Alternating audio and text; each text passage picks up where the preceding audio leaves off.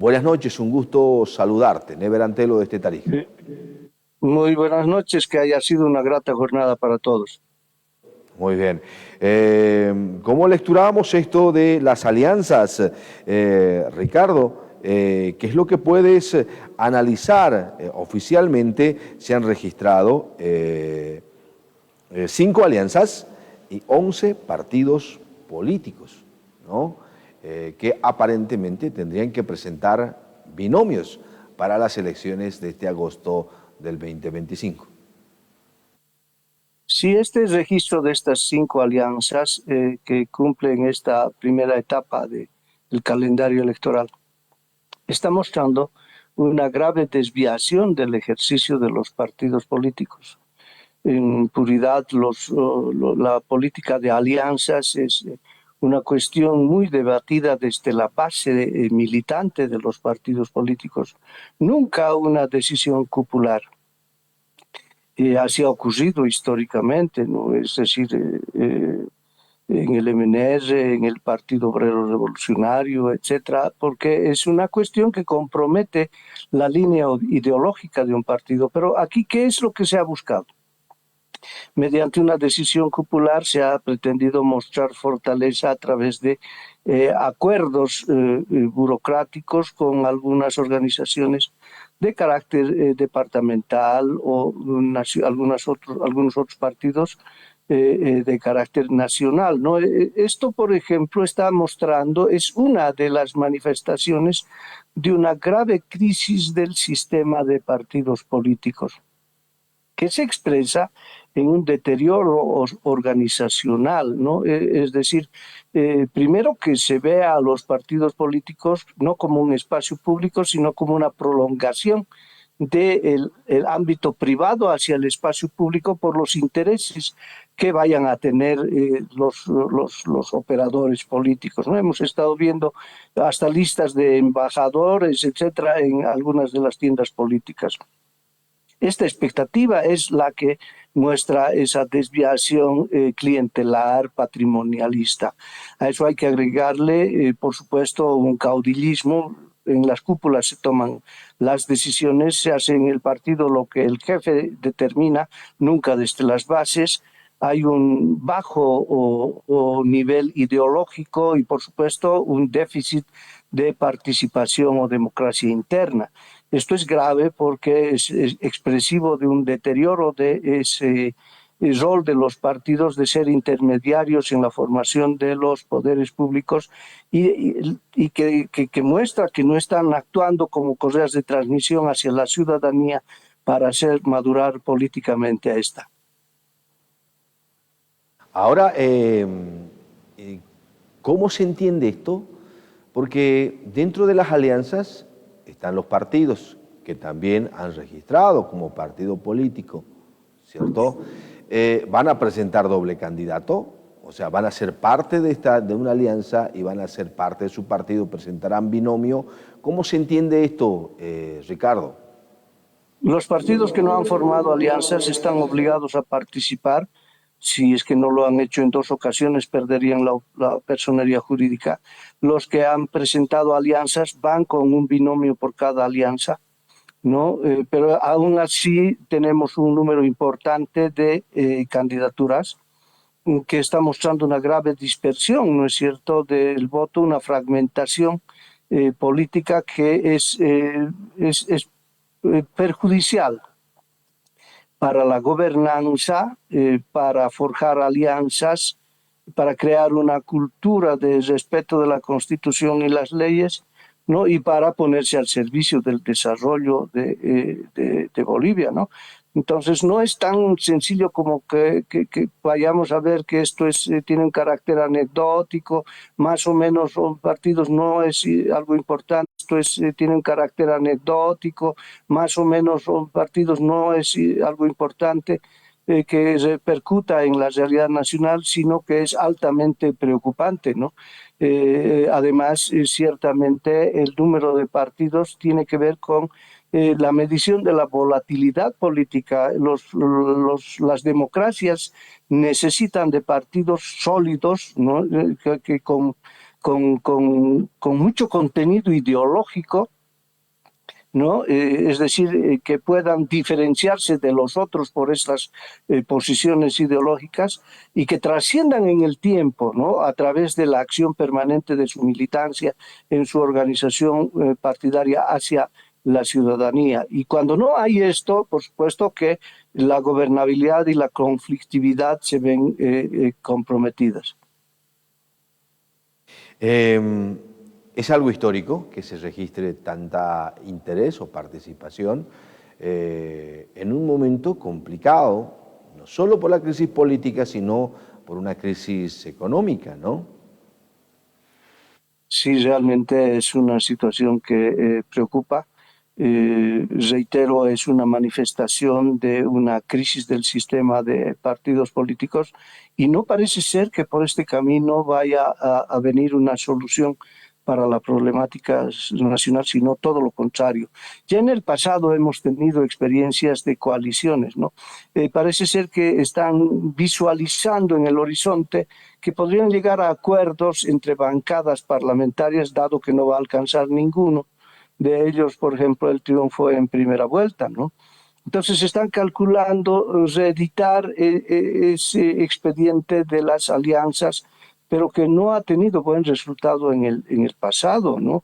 Al final del ciclo neoliberal, el 2005, 2006, hasta los empresarios le pedían al Estado refinanciamiento por su situación tan difícil, ¿no? Es decir, más de 10 bancos privados quebrados transfiriéndole al Estado más de $1.000 millones y ahora nuevamente parecería que quieren presentar como nueva la misma receta con una reprivatización, porque primero privatizaron, después capitalizaron, ahora pretenden volver a privatizar y en el mejor resultado de la capitalización obtuvieron $2.000 millones, 400 que iban a abonarse a los pasivos de las empresas públicas y 1.600 netos para inversión o inyectar liquidez. 1.600 millones es nada, porque en los últimos años la inversión pública ha estado en el orden de $4.000 millones por año.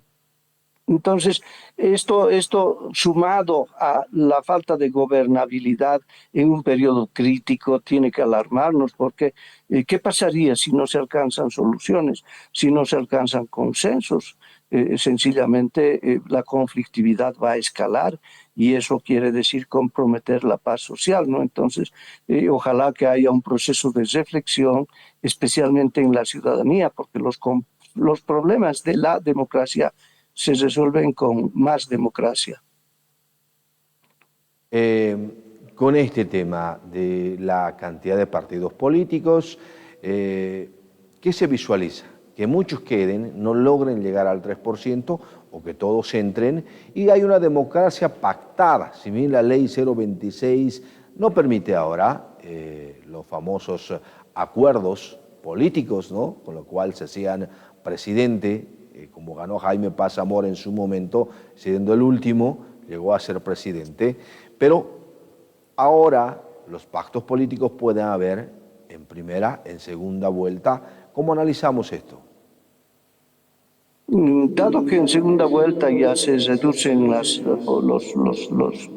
los partidos políticos o los binomios en pugna, quiero decir, entonces es muy probable que se resuelva el tema de la definición de la presidencia y vicepresidencia, pero lo que no se resolvería es la gobernabilidad, ¿no? Entonces, y eso determinar una agudización de la crisis, es decir, más aún considerando que la propia Asamblea Legislativa desde ahora ya debería estar liberando algunos créditos para darle alguna oxigenación al futuro gobierno, porque los créditos no se ejecutan en un mes, ¿no? Es decir, normalmente superan una gestión, pero no lo están haciendo, lo que nos da a entender de que hay un doble discurso, de que hay quienes hablan de respaldar las elecciones, desear que se realicen oportunamente, pero que estarían apostando a desatar la inestabilidad, ¿no?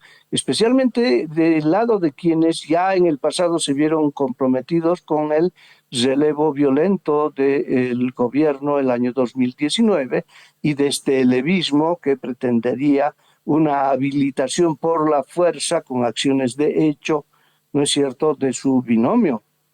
Entonces, esto es peligroso también. A la situación crítica económica hay que sumarle esta inseguridad en el plano político, ¿no? Entonces, no se está actuando con responsabilidad. A esta crisis de partidos, del sistema de partidos políticos, hay que agregarle ciertamente la incapacidad para alcanzar consensos, porque no solamente que no los quieren, sino que no les es ya posible llevarlos adelante. Ajá. Ricardo, ¿quién tiene más oportunidad? ¿Los partidos, cómo está yendo solos? ¿Las alianzas? ¿Quién tiene más oportunidades? En realidad se van a disputar 2/3, el Frente Nacional Popular, 1/3 la derechista de la oposición tradicional, otro tercio. Ambos se van a disputar un otro tercio de la votación, pero como están las candidaturas y los partidos fragmentados, o repartirse un tercio ya resulta pues tener una cuota insignificante de la votación, ¿no? Entonces, cada uno de estos partidos políticos o alianzas van a tener una esmisiada presencia en la Asamblea Legislativa. Entonces, y no parece ser que vaya a ocurrir algo extraordinario que pudiera deslumbrar al electorado entre el 13 y el 18 de mayo en que se formalicen los binomios. Revisando esta lista de las alianzas y partidos políticos, vemos justamente al movimiento al socialismo que inscribió el 16, ¿no?, su candidatura o a su agrupación, a su partido político, el 16 de abril. El resto, excepto Frente para la Victoria, que inscribió, fue uno de los primeros partidos, el 11 de abril, el resto ha optado por escribir prácticamente 4 partidos con fecha 18, el último día, y 3 alianzas el último día. ¿Cómo lecturamos esto? ¿Fue complicado decidir? Algunos ya la tenían decidida, el caso de Frente por la Victoria de ir solos, el Movimiento Socialismo lo mismo, porque en un momento se habló, el mismo MAS, de generar algunas alianzas para justamente proponer un binomio. Es esta situación de que los partidos no son vistos como organizaciones permanentes que los hace ponerse en subasta, ¿no? Y hacen sus cálculos, ¿no? Y la motivación esencial no es la acción militante partidaria, no. Es en qué medida se vinculan con un candidato que tenga posibilidades, ¿no? Entonces ya el ponerse de acuerdo en el plano ideológico es una cuestión tan sencilla como buscar una coincidencia entre dos seres humanos por los rasgos anatómicos, ¿no? Entonces no van a encontrar dificultad porque el cinismo está yendo de la mano con estos partidos que no tienen, por supuesto, una buena estructura militante partidaria y menos un vigoroso programa sustentado ideológicamente, ¿no? Entonces esto es más de lo mismo, es cálculo de ventaja electoral vinculada al el mínimo establecido por la legislación electoral. ¿Y esto qué va a representar? Menos partidos políticos que hablan de una volatilidad de las organizaciones políticas. Y una volatilidad de las organizaciones políticas está revelando una grave crisis de la institucionalidad política, ¿no? Entonces no está bien que normalicemos, que veamos que es una cuestión muy normal que Tuto Quiroga tome la sigla del FRI, que estaba con Carlos Mesa y de pronto le da la vuelta para que respalde su candidatura y no tiene nada que ver ideológicamente con un frente de izquierda que en su momento inclusive había estado atrincherado en el plano de la lucha armada, ¿no? Entonces esto no está bien. Quienes quieren gobernar el país tendrían que tener la capacidad para estructurar y poner en pie una sólida organización partidaria, ¿no? Entonces se normaliza, se lo ve como algo normal y claro, es una grave deficiencia que se tiene que corregir si queremos madurar institucionalmente a la democracia. Claro, lo que acabas de decir, Ricardo, tiene lógica y la verdad, analizando de los partidos políticos, todavía hay incertidumbre dentro de sus bases quién podría ser el candidato, ¿cierto? Presidencial, excepto algunos que ya han definido, de las mismas filas. Pero los partidos y agrupaciones se han convertido en vehículos, ¿no? De tratar de seducir, no importa de qué línea, no importa cómo vienen, a un candidato potencial, caso Andrónico, le pondremos de ejemplo, que muchos lo quieren tener como candidato presidencial. Ya lo ha ofrecido Morena, lo ha ofrecido Sin Miedo, ¿no? Lo ha ofrecido Pazzi también, que vaya a ser parte justamente de su agrupación para llevarlo como candidato. ¿Y a cambio de qué? ¿Hay una prebenda? ¿Hay falta de liderazgo, como tú dices? ¿No han sido capaces de estructurar liderazgos políticos que puedan justamente tener la posibilidad de representar al partido? Y así es.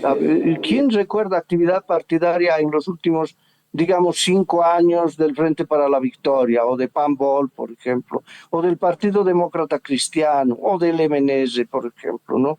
Es decir, no ha habido una actividad militante, no han estado en trabajo constante de difusión de su ideario, de su plataforma programática. No. ¿No? Entonces, esto es lo que preocupa, porque si lo que sucede es que se toma cualquier sigla para viabilizar una candidatura de una figura que cree que tiene posibilidades electorales y que es una nueva opción, que no lo es, porque todos los que están ahí ya han pasado por la política y son viejos protagonismos de la actividad política y electoral, ¿no?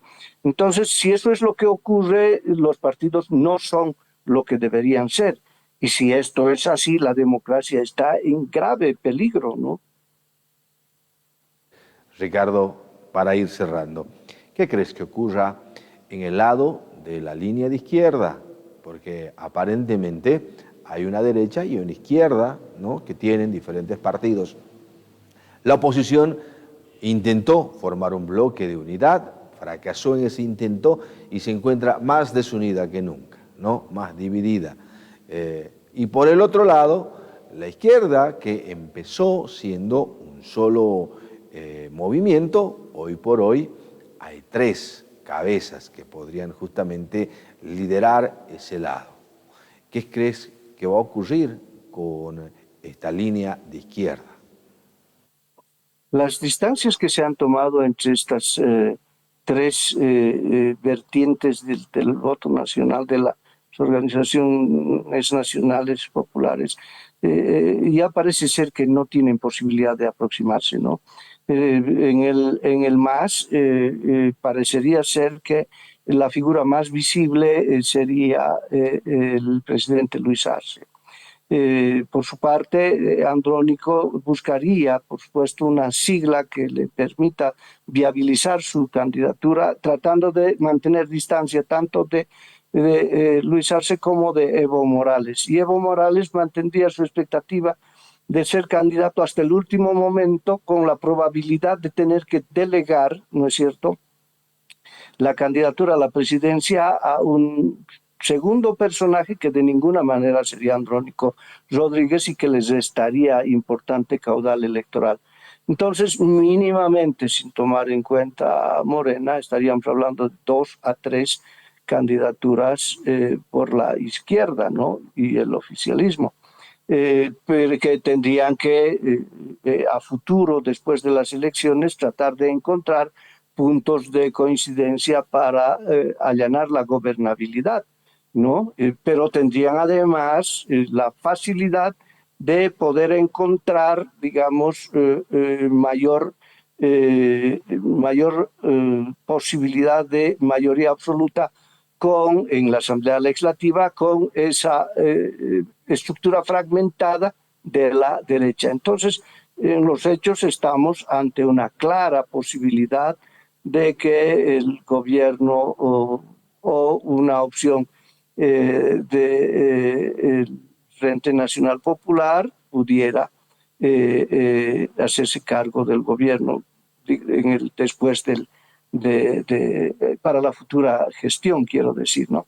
Entonces, no es cierto, porque lo han dicho con sus encuestas, que este proceso estaría agotado, ¿no? que este sería el momento para la oposición. Eso ha resultado en realidad un canto de sirena que trata de mejorar la posibilidad en el escenario electoral de personajes que no son nuevos y que no le ofrecen tampoco un cambio importante a los bolivianos.